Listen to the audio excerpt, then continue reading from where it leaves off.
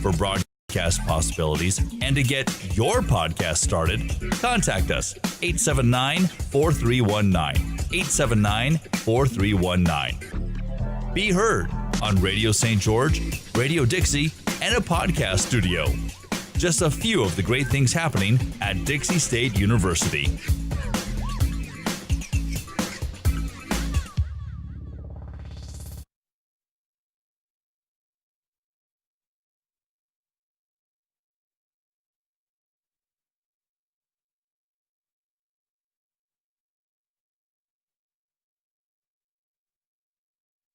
Welcome to the podcast. We Do Recover with Jared Miller, your host. And I'm Dr. Terry Sellers, your co-host. This is a podcast about addiction, but more importantly, about recovery. We want to talk about what successful recovery can look like. Brought to you by Steps Recovery Center and the St. George Hilton Garden Inn. You are listening to We Do Recover. I am your host, Jared Miller. Today in the Recovery Lounge, I am joined by your co-host, Dr. Terry Sellers. We got our producer, Sean Denovan, and our featured guest, Tyler Hansen. This podcast is recorded in sunny St. George, Utah. Episode 005 is brought to you by Steps Recovery Centers, where addiction ends and healing begins. And listen, if your loved one has a problem and you need some help, give them a call at 801-800-8142. Like we do every week, let's start off with what's new and good. Dr. Sellers, kick this thing off for us. What is new and good? Hello, everybody. Hey, I live in Orem. I don't live down here in St. George. And so if you've listened to the podcast at all, every other week I'm in studio, and then the odd weeks I call in live. So this is the week I'm down here. Welcome. It's my 38th wedding anniversary today. Yes, that's right. Some human being put up with me for 38 years. Hey, listen, this isn't like a dash of you. I'm not trying to make you look, feel old, but I'm you've old. been married for 4 less years than I've been alive. Well, there you go. Congratulations. We're probably going to beat you because we're still going to be married when you die.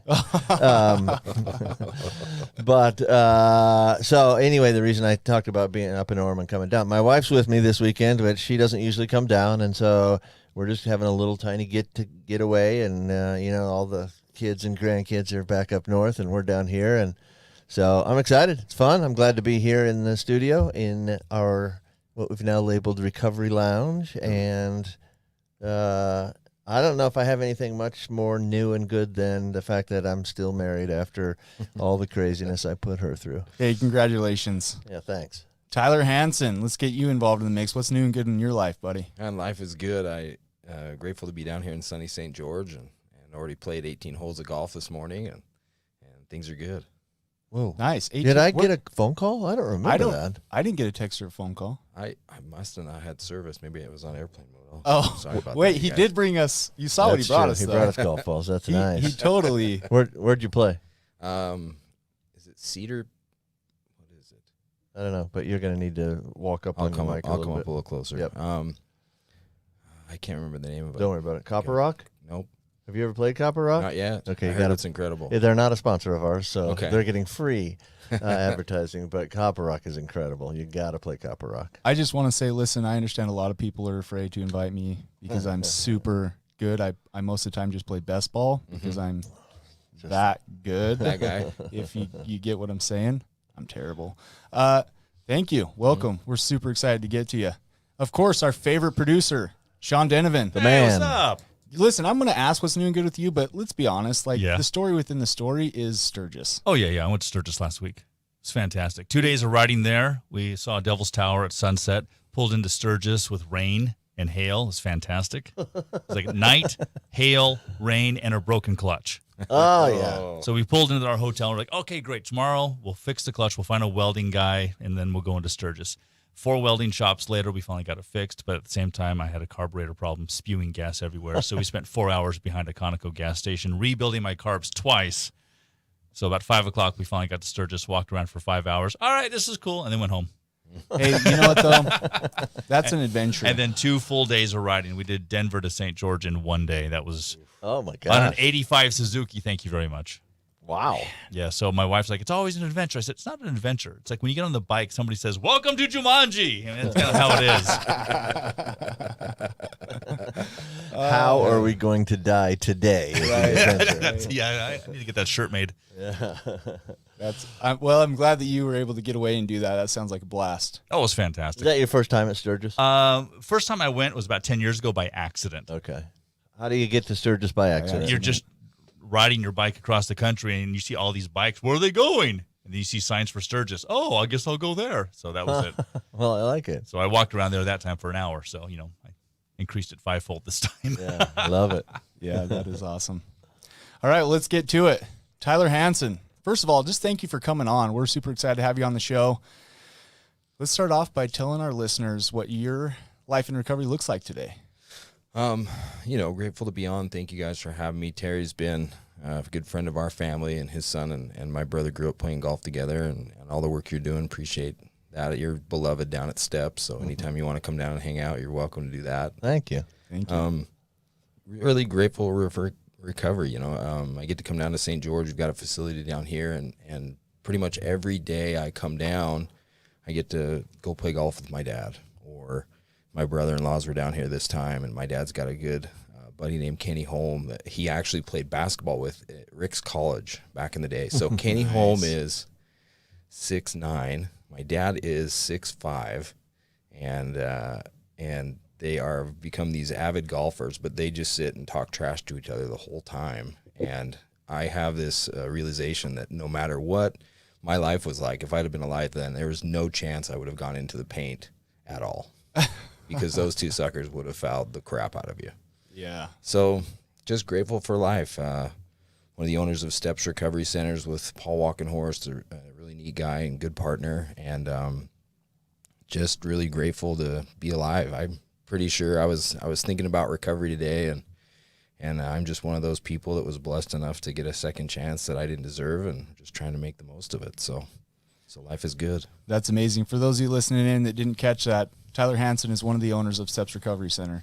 And will you just tell us real quick, where are the centers at? I know they're in Utah. Go ahead. So there's 7 locations. We have offices in Salt Lake, Draper, Payson. St. George is the furthest south we go, but they're all just here in beautiful Utah. So Orem, they're awesome. Nice. Let's get into Tyler Hansen's life in recovery. Tell us about your family. I see it on Facebook, right? Social media, follow you. Tell us about how many kids you have, wife, how long you've been married. Let's get the deets. So I've been married, be coming up on 5 years here in October, to a wonderful, patient woman who's in recovery herself. She'll have 7 years this coming January. And so she's got that. I'll have 9 years coming in October.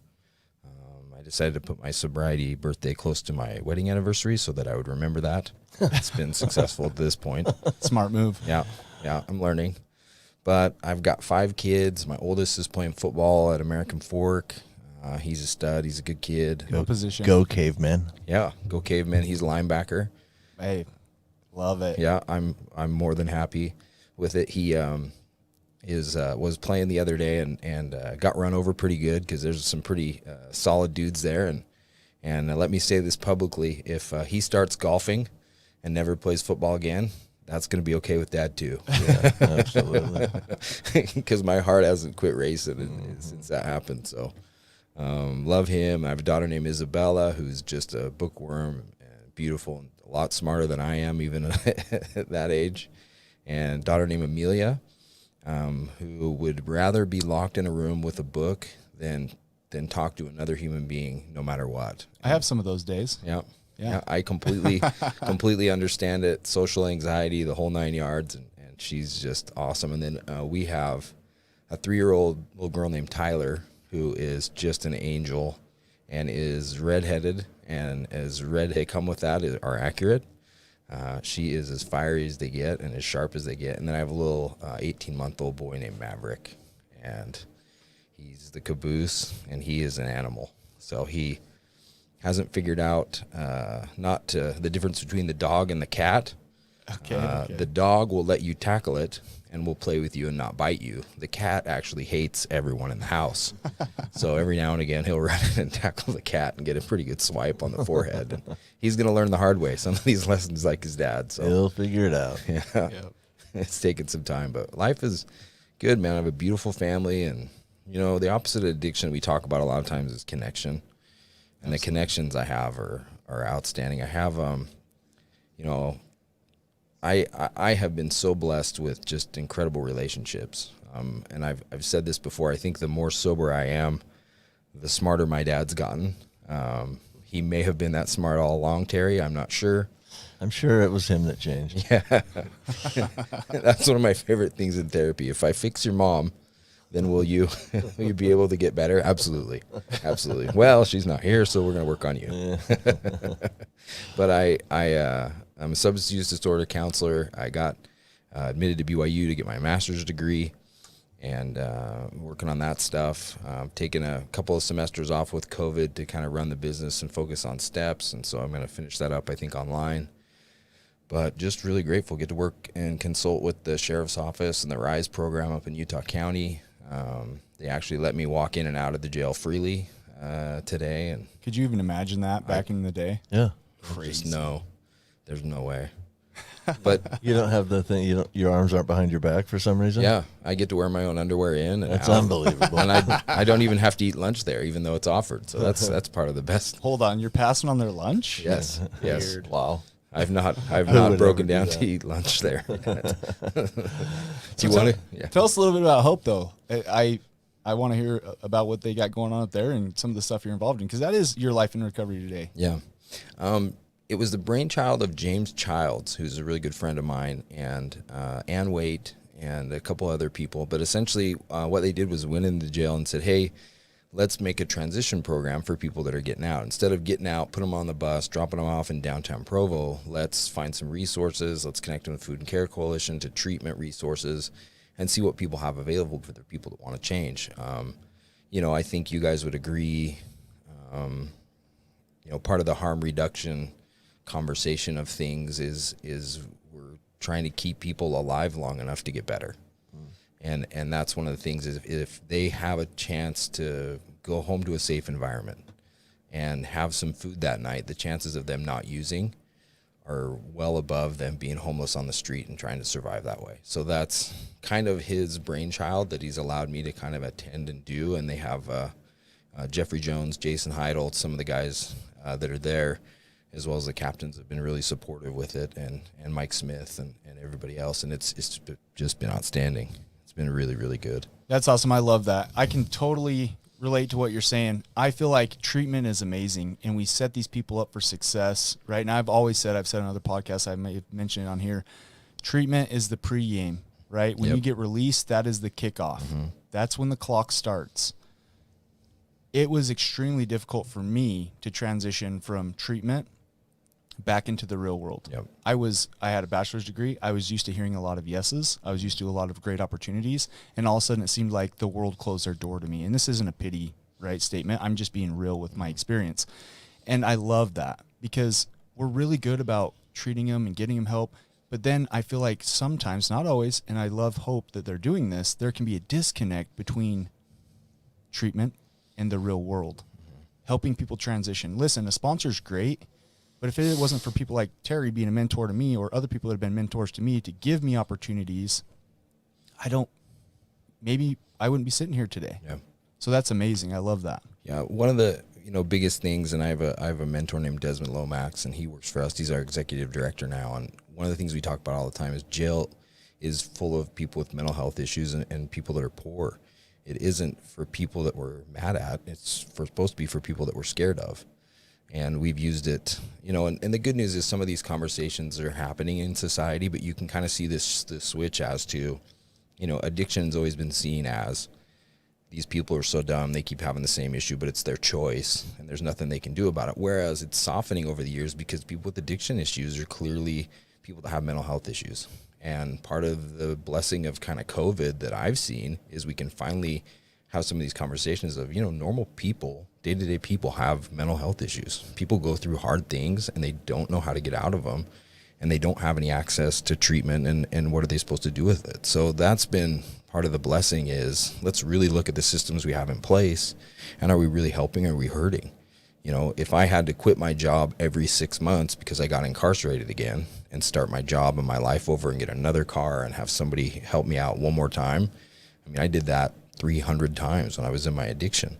We've got to look at ways to kind of soften those blows. And the RISE program is simply, we have all these wonderful treatment resources, especially down here with Washington County Court Support Services and, Hope Rising and all the cool, organizations, Renaissance Ranch, Lionsgate, everybody that's down here. Can we take an extra bed and give somebody a chance that doesn't deserve it?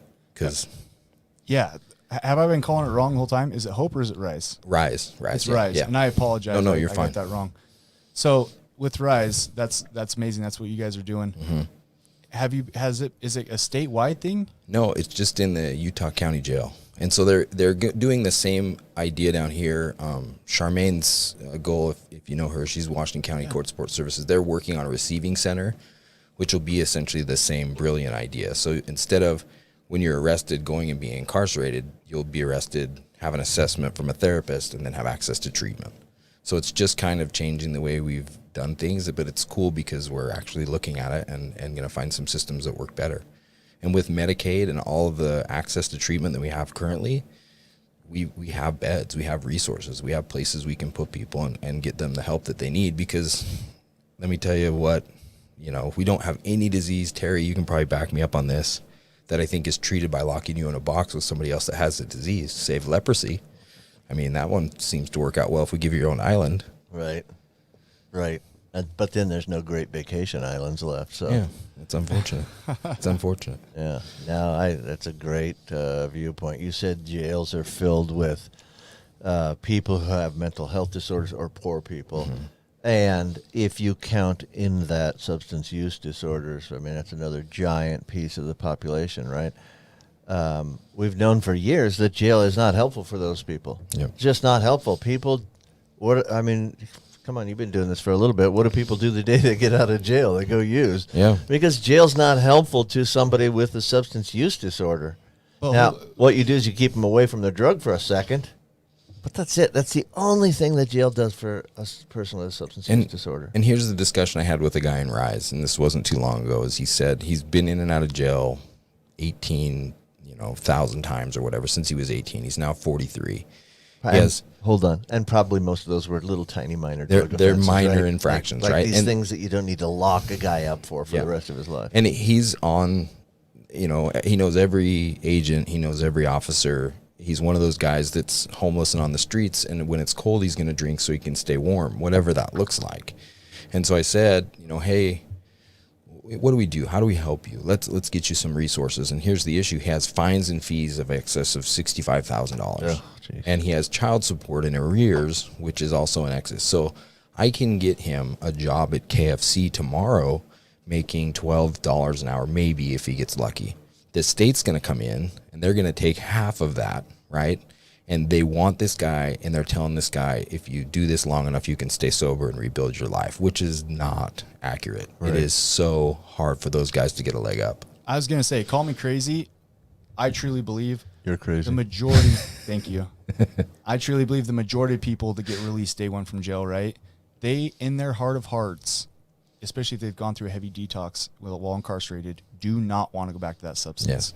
But the picture you just painted, Tyler, of I get out, I'm gung-ho, but then life hits you right in the face Yeah. right off the bat. I mean, Yep. you painted a perfect picture of, okay, this is the starting point. And honestly, this is what inspired me to really start this podcast, is to give people hope that, sure, if you're in that situation, whether you're released from jail, treatment, whatever it is, and life smacks you in the face, not everybody's just waiting for that day that they get released to run out and use again, right? Mm-hmm.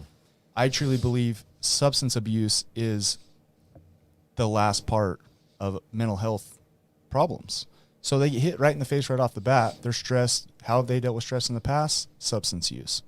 So I think that's huge. I love it. Well, Which is one of the concepts that I've always tried to teach. And if you've seen Kevin McCauley's stuff like Pleasure Unwoven, one of the things we know about treating substance use disorders is punishment and coercion are not effective at all.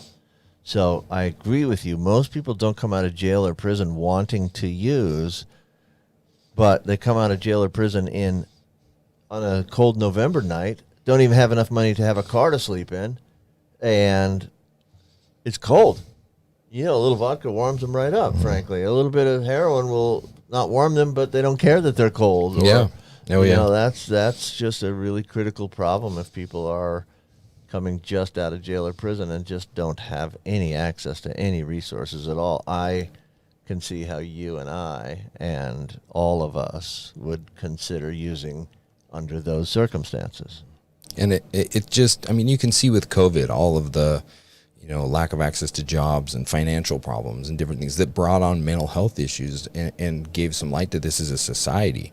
I mean, I hope we'll take this time to kind of look at it and say, all the substance abuse issues and all these different things, if you had the life that this guy has, you would get high too, because we can't, we have a horrible time dealing with a virus that honestly isn't going to wipe out half the population. Imagine if those were your circumstances. You're getting out, you owe $100,000 in arrears, and the best thing you can get is a $12 an hour job, and hopefully your parents are alive and you can sleep in the basement. How is that guy gonna get a fair shake or recover? And that was my experience with getting out of prison and getting out of jail.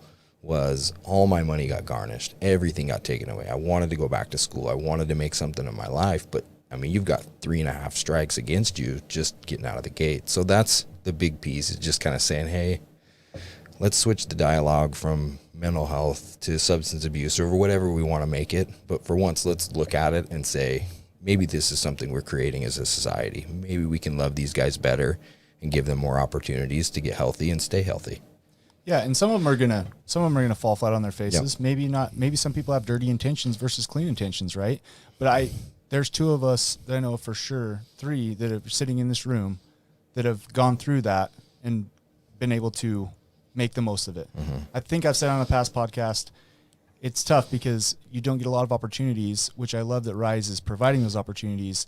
And if you're listening to this, when you get those opportunities, it's game time. You've got to make the most of those opportunities, right? And that was, I don't want to get emotional with this, but my brother grew up with Terry's son, and they played thousands of rounds of golf at Riverside Country Club growing up. And that was the one thing. He overdosed and died while I was incarcerated. And it was so, so painful, and still is to talk about with my family today. But it was the one wake-up call finally after 300,000 relapses and treatment and all these things, that heroin took everything from me. My brother, who I loved, that was more handsome than me and funnier than me and was just a better human being than me, is gone. And it was the thought of heroin took so much to me. Now I'm gonna come say take something from you, heroin. And so that's the kind of the day in, day out drive of, I'm not gonna save everybody, but maybe we can get a few. And if we can help a few more, why not? Wow, that's beautiful. And get emotional if you want. Listen, this is stuff, right? This is the real stuff. I'm sitting here thinking, as you were talking about sometimes the general public would see a guy coming out of prison and say, look, if that guy would just stop using drugs, his problems would all go away. Well, while that might be true, they might go away in 2 years. Yeah. No, that's but the day you get out of prison, they're not going anywhere. The week you get out of prison, those problems are right there in your face, and sometimes they're extremely difficult problems. And so I love what you're doing. I like the concept of helping guys out. I also like the concept of turning that stigma around and saying that's not true. Like, if the guy would just stop using drugs, he'd still have all his problems right now.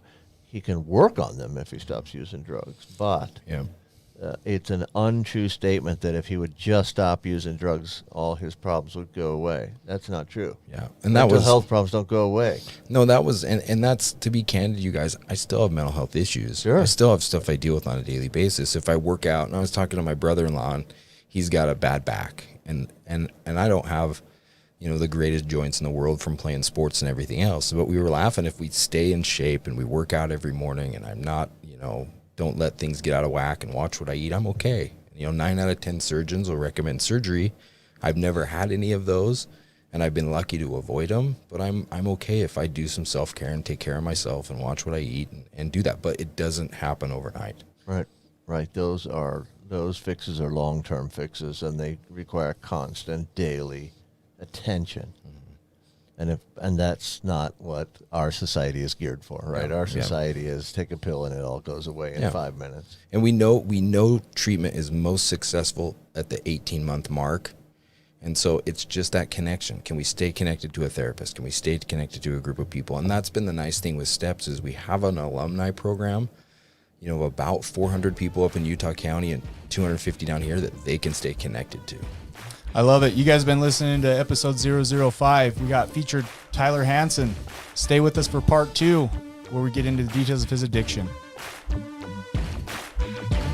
You are listening to We Do Recover with Jared Miller and co-hosted by Dr. Terry Sellers. We'll be right back after the short break with more of We Do Recover with Jared Miller, brought to you by Steps Recovery Center and the St. George Hilton Garden Inn.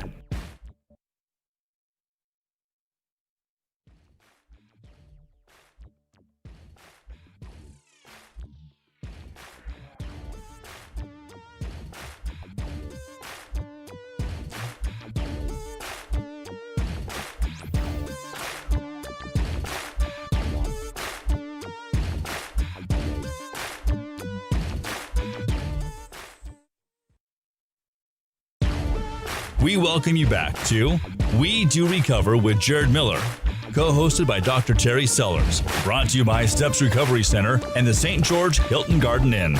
And now with part 2 of our podcast, Jared Miller and Dr. Terry Sellers.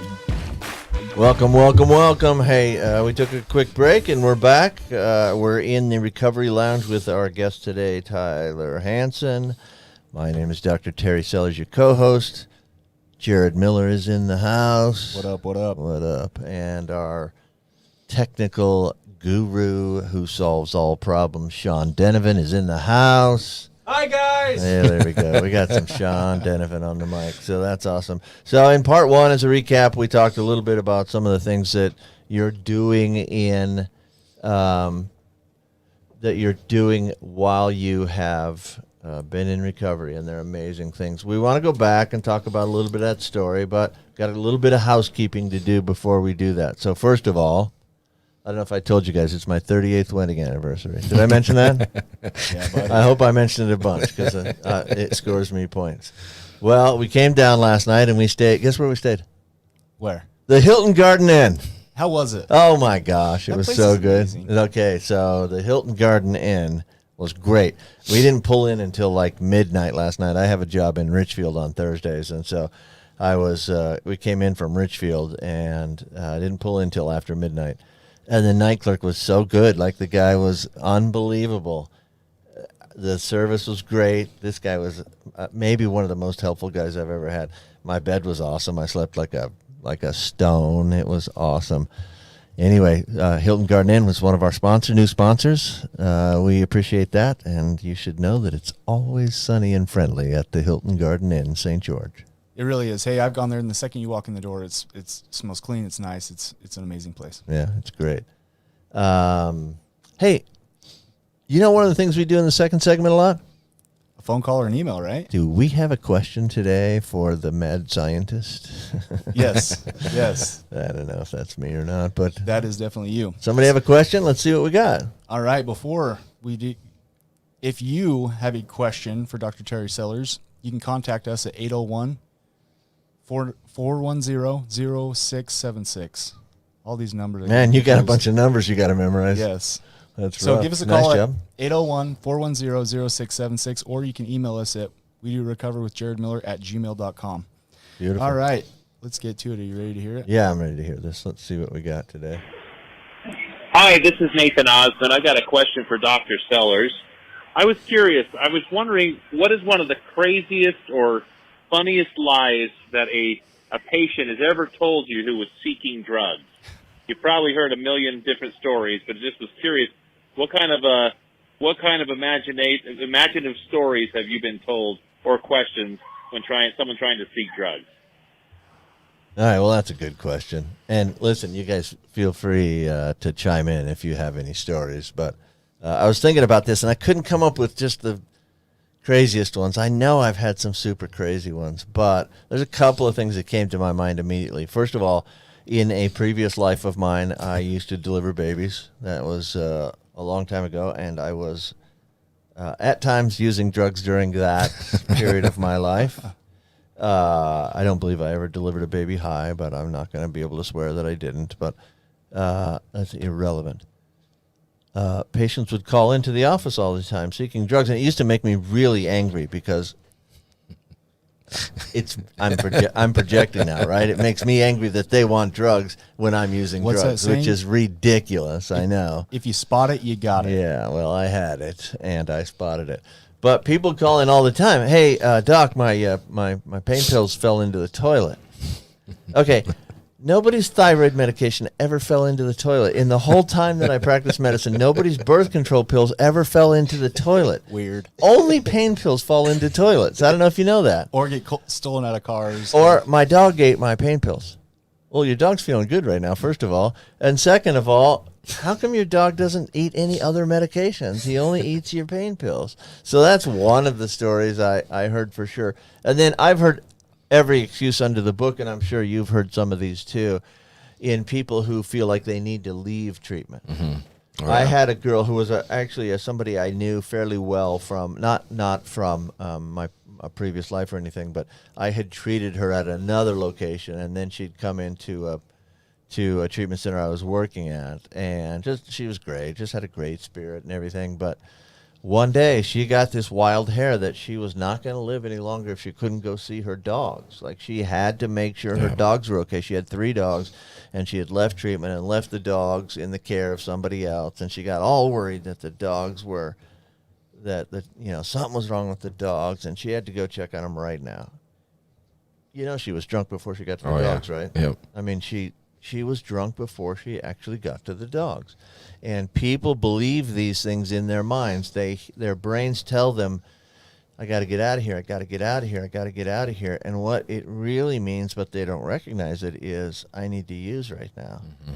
And we've talked a little bit about this before, but that urge to use comes in the survival part of our brain, and our brain starts to perceive we're not going to survive unless we get whatever our drug of choice is. It's a false belief. It's not true, but it is something that happens in your midbrain, which is unconscious, and you're not aware of it happening.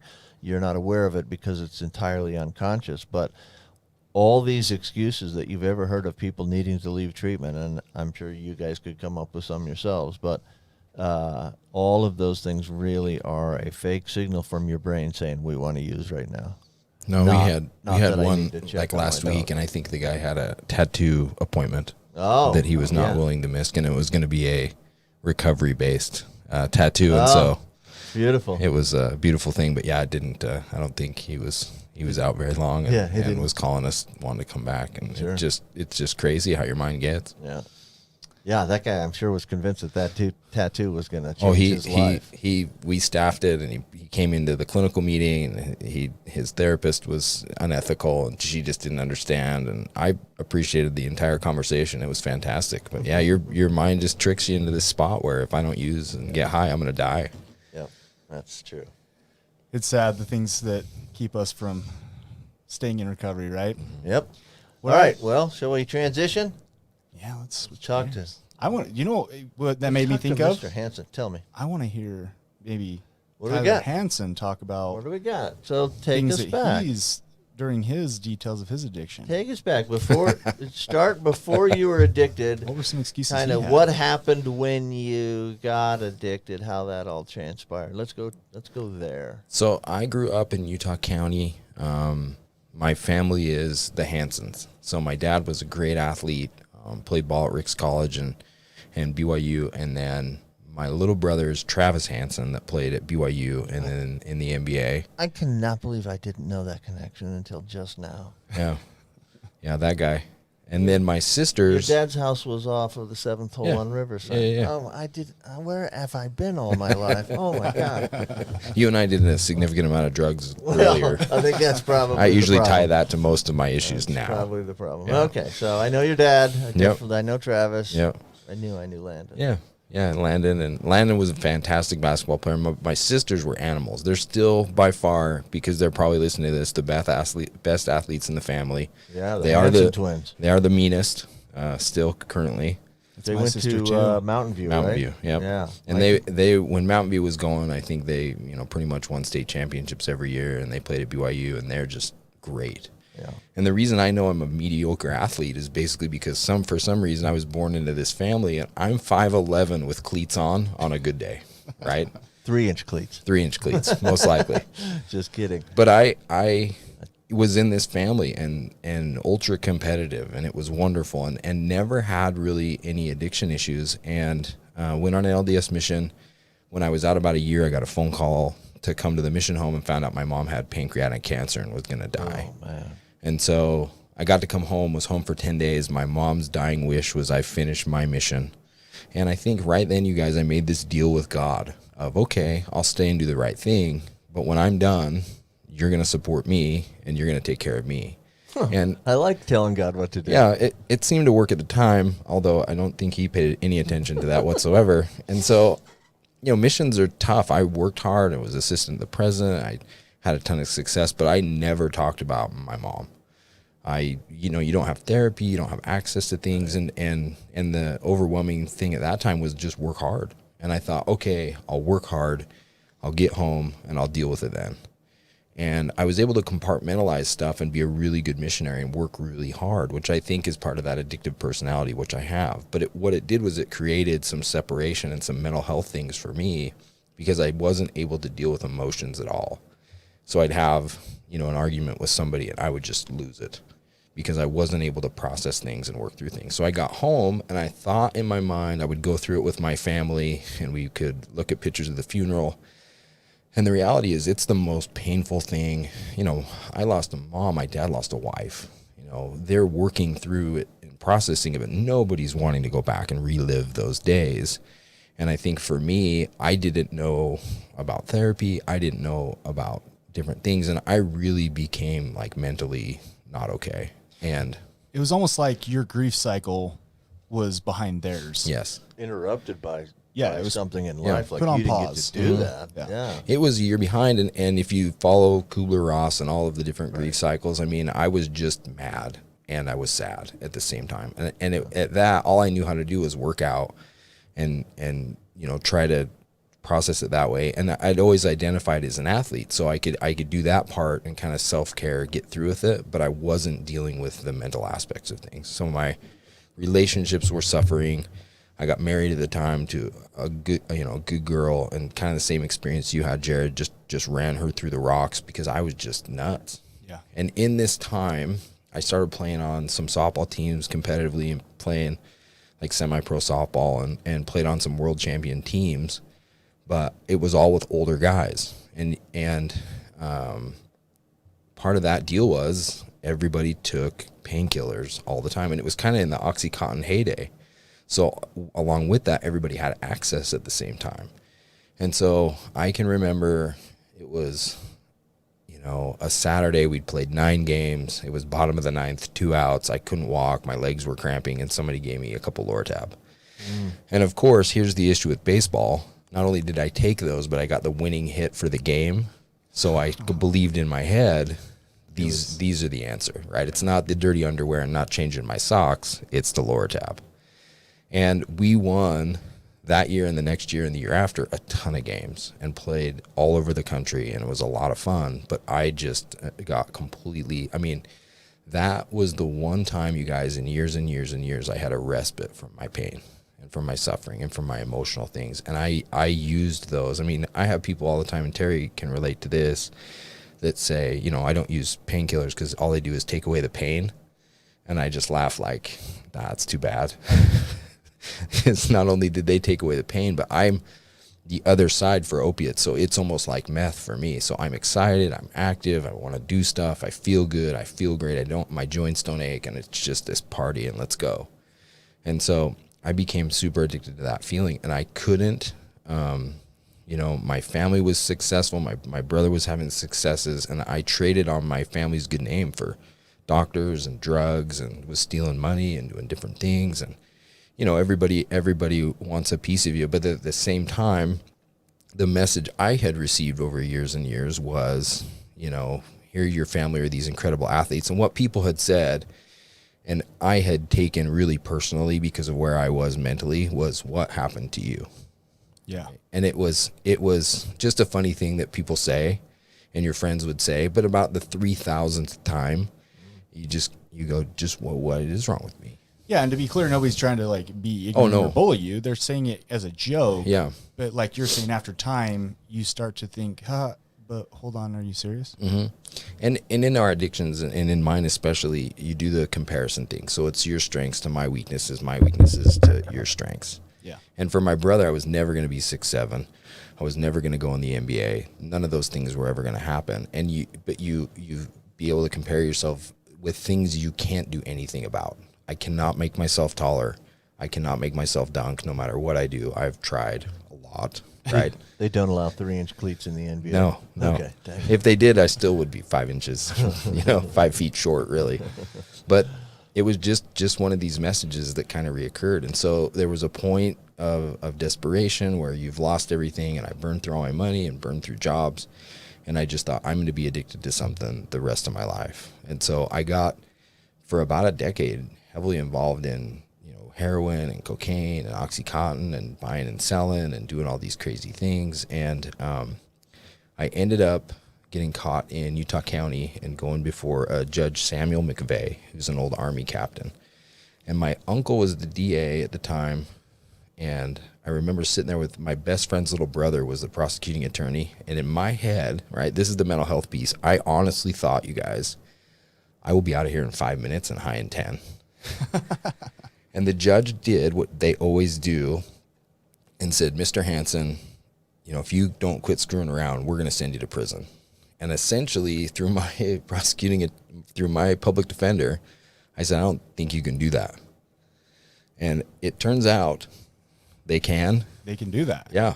So note to self, if you're going to court this week, just be quiet and don't say anything, because they can hear everything. And guys, I went to prison, and it was the best thing that ever happened to me, because it was that one ego part that said, you're done. And this is just how this goes, and you can't talk your way out of it. And I immediately got in the back, and I thought, can I appeal this decision? And they said, no. No.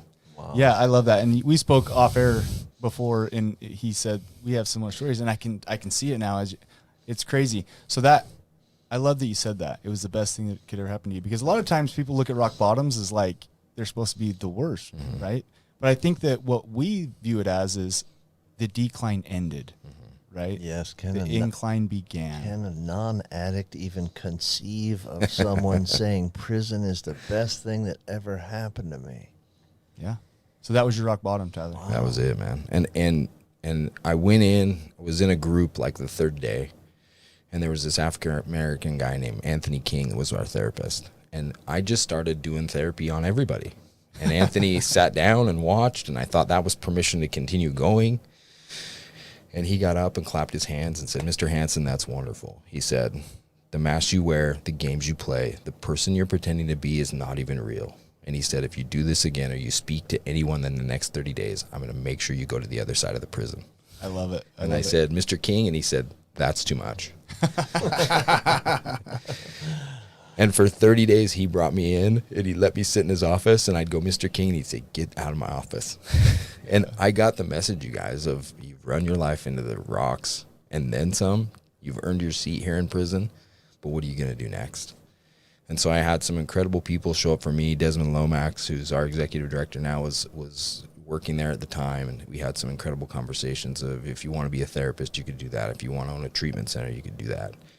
And I've had some people kind of on my side the whole way, and he's been one of them. And to this day, you guys, I'll call him, and I got, married in the temple and had all these, got into school and got into BYU and bought steps, and I'll call him and think, Desmond's going to say, great job. And he's this guy that played linebacker for BYU, and he's just a stud. And every time I call him, he just goes, brother, we're just getting started. We're just getting started. You don't even understand who you are yet. You're just getting started. And I would just cry, you guys, because it was somebody that saw something in me that I couldn't see myself. I'd been talked about potential and all the things that you should be, all the good parts of life. But it was this person that had never lied to me. And I remember when he said that, I thought, why is he lying to me right now? Why would he do that to me? I'm in prison. I'm broken. I don't have anything to give him. Why would he lie? And it's those people and those moments, you know, that Terry's done for people. I've heard stories and stories, and Jared's done for our clients in Steps Recovery Center that give you that little glimmer of hope that I think is, if this guy can do it, maybe I can do it. And that changed the direction of my entire life. And it wasn't a ton of conversations. I can't say why the 30,000 other conversations before that didn't register, but I can say in that moment, Terry, I'd been sober for 2 years in prison. My mind had returned and was clear to some degree. And it was one of those spiritual things of, this man is here and he would not lie to you. And I can go back to that and kind of trace everything back, and got out of prison. It was brutal. Had to, you know, my family didn't want anything to do with me. Had to go stay with some friends in Grantsville that would have me. Had to ride my bike to work. Had to take the bus. Didn't have anything. Had to try to get into school. Had money from child support that would get garnished out of my account all the time. I mean, it was a constant like drain and battle and all these different things. And you don't have any help. You don't have anybody coming to save you. And I was so lucky to get the opportunities I've gotten to today, that I think that's, you know, the overwhelming part of all this, and that you guys are doing too, is we just want to help one more person. And I don't have a hard time reaching into my guts and telling these painful stories. If somebody hears it and thinks maybe tomorrow will be better than today. And you know, that's the biggest piece for me. Was I was crazy. I was addicted. I was a liar, a thief, you know, just a terrible person across the board. There wasn't anything I touched that I didn't make worse. And today, I think all the time, Terry, that Hippocratic oath of, can I leave somebody better than I found them? Do no harm, but help where you can. And I think I've gone back and got my education. My SEDC thing was huge. BYU was outstanding. Finishing up my master's will be wonderful. And I think in that process, you learn how much you don't know. And you think, oh, I'm here, and I know this stuff, and I own this, you know, the largest private treatment center in the state of Utah. And guys, I don't know anything. I really don't. I went to lunch twice last week with Gary Fisher from Cirque Lodge, and we just sit there, and he had the same experience kind of I did with going through the California prison system. And we just, you know, how can we help somebody else? What can we do? And he's dealing with, you know, all the money and all the fame and every other piece, and he'll constantly tell me it's the same message. You can be who you want to be. You can do this better. You may have all the access to all the money in the world, but what I'm going to give you is your life back. Yeah. And it's just a beautiful process. So I'm just immensely grateful for you guys allowing me to kind of share the message on your podcast, but the message in general of, you know, we do recover. We do get better, and our lives can be, I mean, my life's unmanageable. You know, I got to play golf this morning with my dad, who's my hero, who I love more than anybody, and who's helped me more than, you know, it's the one person that just never gave up. And I don't deserve that, you know. I shouldn't be here. My brother, who is better than me, isn't here, but I'm going to make the best of it today. So We're going to have to disagree on some of those points. okay. You deserve it all, dude. Ah, man. You do. Thank We you all for do. that. We all do. And I think that, you know, the message that I like to carry is, this guy that you are today was always there, always inside of you, and always had all of those abilities, but drugs and alcohol rob you of that. Yeah.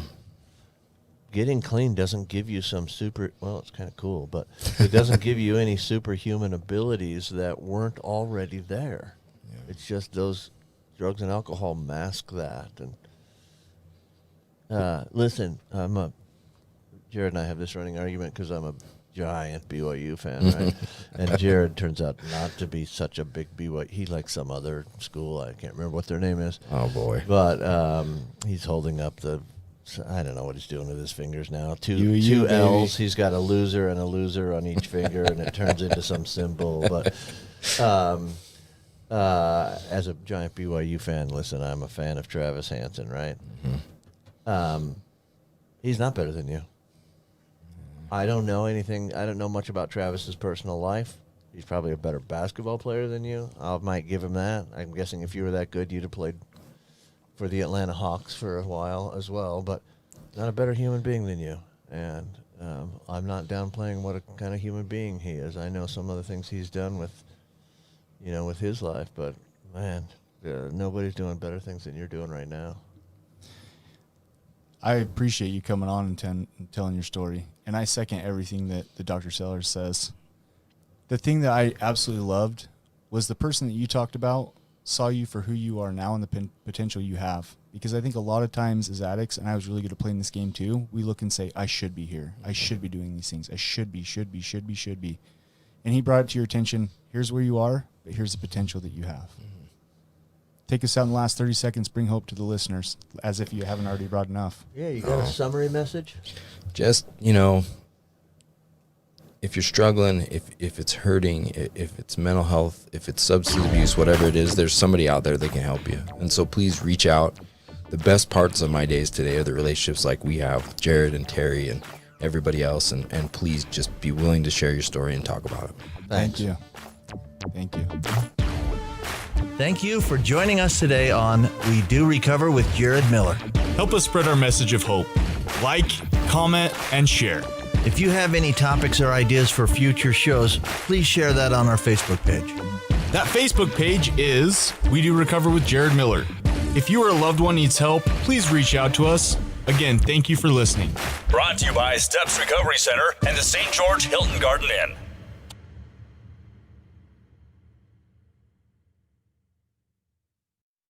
This has been a production from A Podcast Studio.